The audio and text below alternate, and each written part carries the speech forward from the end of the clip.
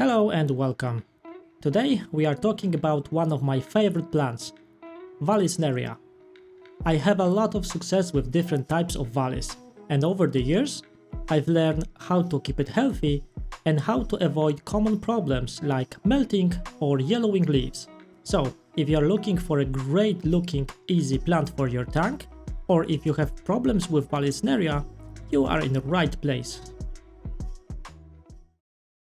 Vallisneria, also called Vallis, is known for its long ribbon-shaped leaves.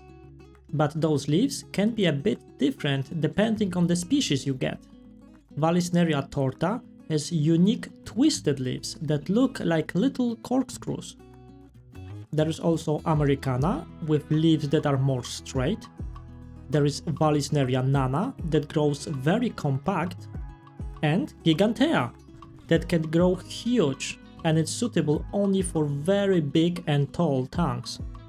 So even though leaves seem to be very similar, there is a lot to choose from depending on your needs and especially tank size. Now let's quickly talk about the basic requirements and then move to potential issues and how to solve them. Vallisneria is quite adaptable plant, and it's not very picky when it comes to water parameters. There are differences between specific types, but in general, it will do fine in pH around 7 up to 8.4. Temperature can be anything between 20 to 28 degrees Celsius, and regarding water hardness, Vallis will tolerate anything from soft to very hard water. Vallisneria plants are feeding mostly through their roots, so it's important for them to have nutrient-rich substrate rather than nutrients in the water column. This is especially important if you are using sand or fine gravel in your tank. In this case, it's necessary to use some kind of root tubs. And this is a perfect example of that. I'm not dosing any liquid fertilizers in here, but substrate, well, that one is full of nutrients. And I think that the results speak for themselves. When it comes to lighting, there are many stories about this plant being very good for very dark environments, but in my experience, it's not the case. They do need at least moderate to high levels of light to grow tall and keep their vibrant green colors. In case of this tank, I'm using 11 watts LED at 70% of power, and I run it for 7 hours a day. As you can see, growth is not a problem. But I never had this kind of results in darker environments. CO2 is really not necessary, and there is no CO2 in any of my tanks with Vallis in it. Of course, adding CO2 would speed up the growth rate, but Vallisneria is growing so fast without it that speeding up this process even more doesn't really make sense to me. And liquid carbon boosters are a big no, but I will come to that issue in a second. Speaking of issues, even though Vallisneria is an easy plant to keep, there are some things you need to look out for. So if you are struggling with it, experience melting or other problems, you might look into one of few things. Number 1. Buried too deep. This is a very common mistake that can cause rotting or melting. When planting Vallisneria, remember that crown of your plant needs to be above your substrate. Even if you put it a little bit deeper, it can damage their delicate new leaves, causing problems for the entire plant. It's even okay to leave a bit of roots exposed because they will keep growing down. But this part right there, this needs to be visible. Number 2. Flow. Vallisneria will appreciate a little bit of water movement, but you shouldn't overdo it. If your leaves are moving too much, it may cause some damage to them.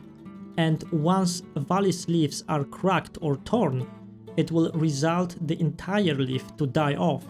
So be careful and don't plant them right next to your filter outflow, when they will be blown all over the tank. Number 3. Liquid carbon. There are many kinds of products on the market that are advertised as a replacement for CO2. First of all, that's not true. but it's not what this video is all about. And second, those products can be very harmful to Vallisneria, especially the ones containing glutaraldehyde. If you are using it and your Vallis melted away, it was almost definitely the reason. There is a chance that it might grow back and adjust to those products, but still, you should be very careful with dosing liquid carbon into your Vallis tanks. Number 4. Inadequate substrate.